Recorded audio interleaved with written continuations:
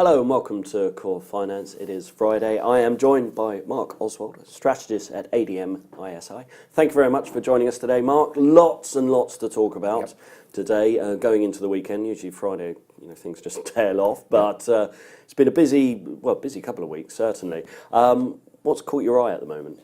I suppose we should start with the market reaction to the slightly more hawkish than expected Fed. If one takes the market reaction at face value, basically they're saying, you keep on saying that you're going to raise rates in December, and we still don't believe you. Though, the best measure of seeing how little they believe them is before the meeting, we were at a 52% probability. We did get immediately after the press conference up to 70, but we're down at 64, so hardly a big jump there. Nevertheless, it's given the dollar a little bit of a bid, which is encouraging.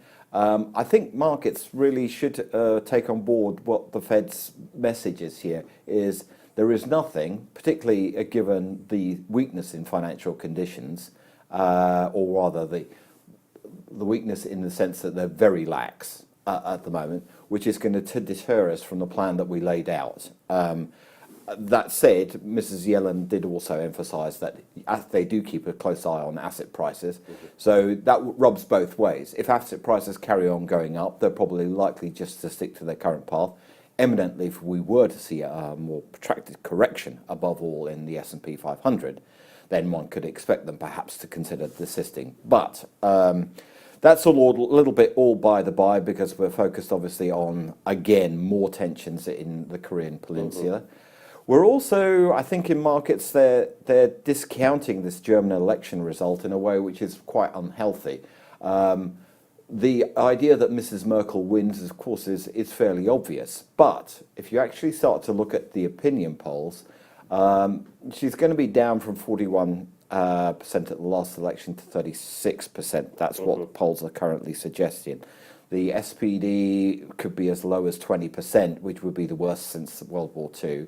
And given that 39% of voters, even this week, are not sure who they're going to vote for, the possibility of some surprises amongst the smaller parties, unfortunately, above all, the very right-wing AFD, is quite large. And how that constellates is actually very, very important in terms of what the next German government is going to look like. Is it going to be another grand coalition?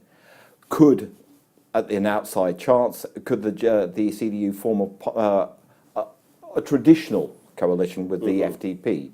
Or will Mrs. Merkel have to fashion some sort of Jamaica coalition, which is basically black, green, yellow, which is with FDP and with the Greens, which would be extraordinarily difficult to form. All it really says to me is that we're unlikely to have a new German government by Christmas, and there could be some nasty surprises depending on how, and therefore markets' insensitivity to that is probably somewhat misguided in the short term. I think the other thing which has attracted a lot of attention this week is obviously the S&P downgrade of China yesterday. Does it make a lot of difference to the Chinese? Not particularly, in the sense that would it change their policies? No, almost certainly not. It's probably somewhat unwelcome coming ahead of the big party congress on October the 18th. Does it make a lot of difference to our assessment of Chinese credit? Well, apparently not. There was an AT1 issue for Postal Savings Bank, the biggest ever. And it priced precisely at the level that people thought it was going to price beforehand. However, it has set the cat amongst the pigeons in the metals sector,